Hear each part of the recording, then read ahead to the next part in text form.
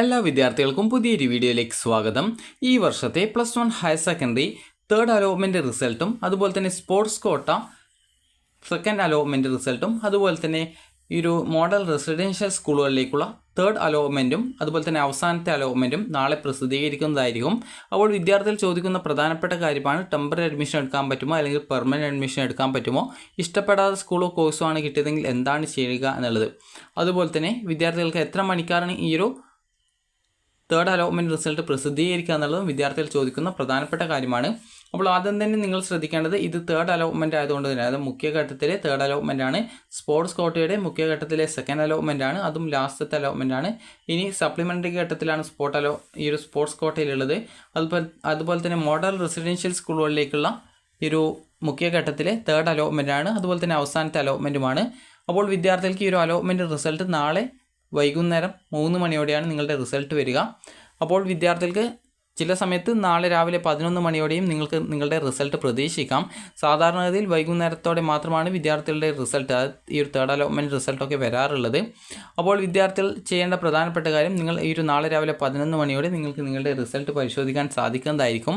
അപ്പോൾ വിദ്യാർത്ഥികൾക്ക് എങ്ങനെ റിസൾട്ട് പരിശോധിക്കാമെന്ന് പറയുന്നതിന് മുമ്പായിട്ട് വിദ്യാർത്ഥികൾ ചോദിക്കുന്നതാണ് പെർമനൻറ്റ് അഡ്മിഷൻ ഉണ്ടോ അല്ലെങ്കിൽ ടെമ്പററി അഡ്മിഷൻ ഉണ്ടോ എന്നുള്ളത്. അപ്പോൾ നിങ്ങൾ ശ്രദ്ധിക്കേണ്ട കാര്യം ഈ ഒരു തേർഡ് അലോട്ട്മെൻറ്റ് ആയതുകൊണ്ട് തന്നെ നിങ്ങൾക്ക് ഇപ്പോൾ സ്പോർട്സ് കോട്ടയിലായാലും അല്ലെങ്കിൽ മോഡൽ റെസിഡൻഷ്യൽ സ്കൂളായിരുന്നാലും അല്ലെങ്കിൽ സ്പോർട്സ് കോട്ടയിലായിരുന്നാലും നിങ്ങൾ അഡ്മിഷൻ അലോട്ട്മെൻറ്റ് കിട്ടുകയാണെങ്കിൽ അല്ലെങ്കിൽ നിങ്ങൾ ഫസ്റ്റ് സെക്കൻഡ് അലോട്ട്മെൻറ്റിൽ ടെമ്പററി അഡ്മിഷൻ നേടിയിട്ടുള്ള വിദ്യാർത്ഥികളാണെങ്കിലും നിങ്ങൾ സ്കൂളിൽ പോയിട്ട് പെർമനൻറ്റ് അഡ്മിഷനാണ് നേടേണ്ടത്. അത് ഈ ഒരു പെർമനൻറ്റ് അഡ്മിഷനാണ് നിങ്ങൾ നേടേണ്ടത്.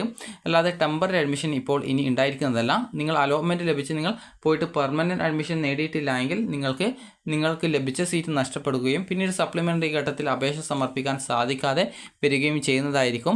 അപ്പോൾ അതുകൊണ്ട് തന്നെ വിദ്യാർത്ഥികൾ ശ്രദ്ധിക്കേണ്ടത് നിങ്ങൾക്ക് അലോട്ട്മെൻറ്റ് കിട്ടുകയാണെങ്കിലും അല്ലെങ്കിൽ ഫസ്റ്റ് അലോട്ട്മെൻറ്റിൽ അല്ലെങ്കിൽ സെക്കൻഡ് അലോട്ട്മെൻറ്റിൽ നിങ്ങൾ ടെമ്പററി അഡ്മിഷൻ നേടിയിട്ടുള്ള വിദ്യാർത്ഥികളാണ്. എന്നാൽ തേർഡ് അലോട്ട്മെൻറ്റിൽ എവിടെയും കിട്ടിയിട്ടില്ല എങ്കിലും നിങ്ങൾ ഏറ്റവും അവസാനം നിങ്ങൾക്ക് എവിടെയാണോ അഡ്മിഷൻ ഉണ്ടായിരുന്നത്, ടെമ്പററി ആണെങ്കിൽ ടെമ്പററി, അപ്പോൾ ആ ഒരു സ്കൂളിൽ പോയിട്ട് നിങ്ങൾ പെർമനൻറ്റ് അഡ്മിഷൻ എടുക്കേണ്ടതാണ്. തേർഡ് അലോട്ട്മെൻറ്റിൽ പുതുതായിട്ട് അലോട്ട്മെൻറ്റ് ലഭിക്കുന്ന വിദ്യാർത്ഥികൾ അലോട്ട്മെൻറ്റ് ലഭിച്ച സ്കൂൾ എവിടെയാണോ അവിടെ പോയിട്ട് നിങ്ങൾ ഫീസ് അടച്ച് നിങ്ങളുടെ സീറ്റ് അതായത് അഡ്മിഷൻ പെർമനൻറ്റ് അഡ്മിഷൻ ആക്കേണ്ടതാണ്. ഇനി നിങ്ങൾക്ക് എങ്ങനെയാണ് നിങ്ങളുടെ അലോട്ട്മെൻറ്റ് പരിശോധിക്കാമെന്ന് നോക്കാം. ആദ്യം തന്നെ HSCAP വെബ്സൈറ്റ് ഓപ്പൺ ചെയ്യുക. HSCAP വെബ്സൈറ്റ് ഓപ്പൺ ചെയ്ത് കഴിഞ്ഞാൽ കാൻഡിഡേറ്റ് ലോഗിൻ SWS, അതുപോലെ തന്നെ കാൻഡിഡേറ്റ് ലോഗിൻ MRS, അതുപോലെ തന്നെ കാൻഡിഡേറ്റ് ലോഗിൻ സ്പോർട്സ് എന്നിങ്ങനെയുള്ള ലിങ്കുകൾ കാണാൻ സാധിക്കുന്നതാണ്. അപ്പോൾ നിങ്ങൾ ഈ ഒരു കാൻഡിഡേറ്റ് ലോഗിൻ സ്പോർട്സ് എന്നുള്ള ലിങ്ക് എന്ന് പറയുന്നത് സ്പോർട്സ് കോട്ടയാണ്. അപ്പോൾ നിങ്ങളിപ്പോൾ SWS ലിങ്കിലാണ് അപേക്ഷിച്ചതെങ്കിൽ ആ ഒരു ലിങ്ക് പോയി പരിശോധിക്കണം. MRS ലിങ്ക് പോയി അപേക്ഷിച്ചിട്ടുണ്ടെങ്കിൽ അതുകൂടി പരിശോധിക്കണം. അത് ഈ ഒരു SWSൻ്റെ പരിശോധിച്ച ശേഷം MRS പരിശോധിക്കാം. അതുപോലെ തന്നെ അതിനുശേഷം സ്പോർട്സ് കോട്ടയോടി അപ്ലൈ ചെയ്തിട്ടുണ്ടെങ്കിൽ സ്പോർട്സ് കോട്ടയോടി അതിൻ്റെ കൂടി കാൻഡിഡേറ്റ് ലോഗിൻ ചെയ്തുകൊണ്ട് നിങ്ങളുടെ ആ ഒരു റിസൾട്ട് കൃത്യമായിട്ട് പരിശോധിക്കേണ്ടതാണ്. കാരണം ഏതെങ്കിലും കോട്ടയിൽ അലോട്ട്മെൻറ്റ് കിട്ടിയിട്ടുണ്ടോ എന്നുള്ളത് ലോഗിൻ ചെയ്ത് നോക്കിയാൽ മാത്രമേ അറിയാനായിട്ട് സാധിക്കത്തുള്ളൂ. അപ്പോൾ നിങ്ങൾ ആദ്യം ഞാനിപ്പോൾ കാൻഡിഡേറ്റ് ലോഗിൻ SWS എന്നുള്ള ലിങ്ക് പോയി മാത്രമേ അപേക്ഷിച്ചിട്ടുള്ളൂ എങ്കിൽ ഞാൻ ആ ഒരു ലിങ്കേ പരിശോധിക്കുള്ളൂ. നിങ്ങൾ മറ്റ് ലിങ്കുകൾ കൂടി അപേക്ഷിച്ചിട്ടുണ്ടെങ്കിൽ അതുകൂടി നിങ്ങൾ കൃത്യമായിട്ട് പരിശോധിക്കേണ്ടതാണ്. അപ്പോൾ വിദ്യാർത്ഥികൾ ഇനി അടുത്തതായിട്ട് ശ്രദ്ധിക്കേണ്ടത് എങ്ങനെയാണ് ഈ ഒരു അലോട്ട്മെൻറ്റ് പരിശോധിക്കുക എന്നുള്ളതാണ്. അപ്പോൾ ആദ്യം തന്നെ നിങ്ങൾ ചെയ്യേണ്ടത് നിങ്ങൾ ആ ഒരു ലിങ്കിൽ ക്ലിക്ക് ചെയ്യുക, നിങ്ങളുടെ ആ ഒരു ആപ്ലിക്കേഷൻ നമ്പർ കൊടുക്കുക, അതുപോലെ തന്നെ കാൻഡിഡേറ്റ് ലോഗിൻ പേജ് എത്തുന്നതാണ്. അവിടെ നിങ്ങൾ ആപ്ലിക്കേഷൻ നമ്പർ കൊടുക്കുക, പാസ്വേഡ് കൊടുക്കുക, അതുപോലെ തന്നെ ജില്ല കൊടുക്കുക. ആ ജില്ല സെലക്ട് ചെയ്ത് കൊടുക്കുകയാണ് വേണ്ടത്. അതിനുശേഷം ലോഗിൻ ചെയ്യുക. ലോഗിൻ ചെയ്ത് കഴിഞ്ഞാൽ പിന്നീട് വരുന്ന പ്രൊഫൈൽ പേജിൽ നിങ്ങൾക്ക് കാണാൻ സാധിക്കുന്നതാണ് congratulations you have got allotment എന്ന് പറഞ്ഞുകൊണ്ട് കാണാം. അതുപോലെ തന്നെ congratulation you have got allotted in higher option എന്ന് പറഞ്ഞുകൊണ്ട് കാണാം. അതുപോലെ തന്നെ no change in allotted option എന്ന് പറഞ്ഞുകൊണ്ട് കാണാം. അതുപോലെ തന്നെ sorry you have no allotment എന്ന് പറഞ്ഞുകൊണ്ട് കാണാൻ സാധിക്കുന്നതാണ്. ഇതിൽ നിങ്ങൾക്ക് congratulation you have got allotment എന്നും congratulation you have got allotment in higher option എന്ന് പറഞ്ഞുകൊണ്ട് ഉള്ള വിദ്യാർത്ഥികളും ആണ് അലോട്ട്മെൻറ്റ് ലഭിച്ച അലോട്ട്മെൻറ്റ് കിട്ടിയിട്ടുള്ളതെന്ന് അവർക്ക് മാത്രമാണ് അലോട്ട്മെൻറ്റ് കിട്ടിയതെന്ന് നിങ്ങൾക്ക് മനസ്സിലാക്കാൻ സാധിക്കുന്നതാണ്. അതുപോലെ തന്നെ അതിനുശേഷം നിങ്ങൾ ചെയ്യേണ്ടത് അലോട്ട്മെൻറ്റ് കിട്ടിയ വിദ്യാർത്ഥികളായിരുന്നാലും കിട്ടാത്ത വിദ്യാർത്ഥികളായിരുന്നാലും ചെയ്യേണ്ടത് നിങ്ങൾ ജസ്റ്റ് ആ ഒരു തേർഡ് അലോട്ട്മെൻറ്റ് റിസൾട്ട് എന്നുള്ള ലിങ്കിൽ ക്ലിക്ക് ചെയ്യുക. അപ്പോൾ അതിൽ ക്ലിക്ക് ചെയ്ത് കഴിഞ്ഞാൽ പിന്നീട് വരുന്ന പേജിൽ നിങ്ങൾക്ക് കാണാൻ സാധിക്കുന്നതാണ് വ്യൂ അലോട്ട്മെൻറ്റ് ലെറ്റർ എന്ന് പറഞ്ഞുകൊണ്ട് കാണാം. അതിൽ ക്ലിക്ക് ചെയ്യുക, നിങ്ങളുടെ അലോട്ട്മെൻറ്റ് ലെറ്റർ ഡൗൺലോഡ് ചെയ്തെടുക്കുക. അലോട്ട്മെൻറ്റ് ലഭിച്ച സ്കൂളിൽ പോയിട്ട് നിങ്ങൾ അഡ്മിഷൻ നേടുക. അതുപോലെ തന്നെ അവിടെ നിങ്ങൾക്ക് റാങ്ക് ഡീറ്റെയിൽസ് എന്നുള്ള ഓപ്ഷൻ കാണാൻ പറ്റും. അവിടെ നിങ്ങളുടെ ആ ഒരു ഓപ്ഷൻ ലിസ്റ്റിലുണ്ടായിരുന്ന ഓപ്ഷനുകളുടെ ആ ഒരു റാങ്ക് ഡീറ്റെയിൽസ് നിങ്ങൾക്ക് മനസ്സിലാക്കാൻ പറ്റുന്നതാണ്. അത് ലാസ്റ്റ് റാങ്കും അതുപോലെ തന്നെ വിദ്യാർത്ഥികളുടെ നിങ്ങളുടെ റാങ്കും മനസ്സിലാക്കാൻ സാധിക്കുന്നതായിരിക്കും. ഇനി അതുപോലെ തന്നെ അതിനുശേഷം വിദ്യാർത്ഥികൾ ചെയ്യേണ്ട പ്രധാനപ്പെട്ട കാര്യം എന്ന് പറയുന്നത് നിങ്ങൾക്ക് അലോട്ട്മെൻറ്റ് കിട്ടിയ വിദ്യാർത്ഥികൾ അലോട്ട്മെൻറ്റ് ലെറ്റർ ഡൗൺലോഡ് ചെയ്ത് അലോട്ട്മെൻറ്റ് കിട്ടിയ സ്കൂളിൽ പോയിട്ട് പെർമനൻറ്റ് അഡ്മിഷൻ എടുക്കുക. ഇനി ആരൊക്കെയാണ് പെർമനൻറ്റ് അഡ്മിഷൻ എടുക്കേണ്ടതെന്ന് കാര്യം നോക്കാം. ഇപ്പോൾ നിങ്ങൾക്കിപ്പോൾ ഈ ഒരു ഒന്നാമത്തെയോ രണ്ടാമത്തെയോ മൂന്നാമത്തെയോ അലോട്ട്മെൻറ്റുകളിൽ അലോട്ട്മെൻറ്റ് കിട്ടിയിട്ടില്ല. ഇപ്പോൾ ആദ്യമായിട്ടാണ് ഈ തേർഡ് അലോട്ട്മെൻറ്റ് കിട്ടിയത്. അപ്പോൾ നിങ്ങൾക്ക് ഒന്നാമത്തെ ഓപ്ഷൻ ആയാലും രണ്ടാമത്തെ ആയാലും മൂന്നാമത്തെ ആയാലും അതായത് ഏത് ഓപ്ഷൻ കിട്ടിക്കഴിഞ്ഞാൽ നിങ്ങൾ പോയിട്ട് പെർമനൻറ്റ് അഡ്മിഷനാണ് എടുക്കേണ്ടത്.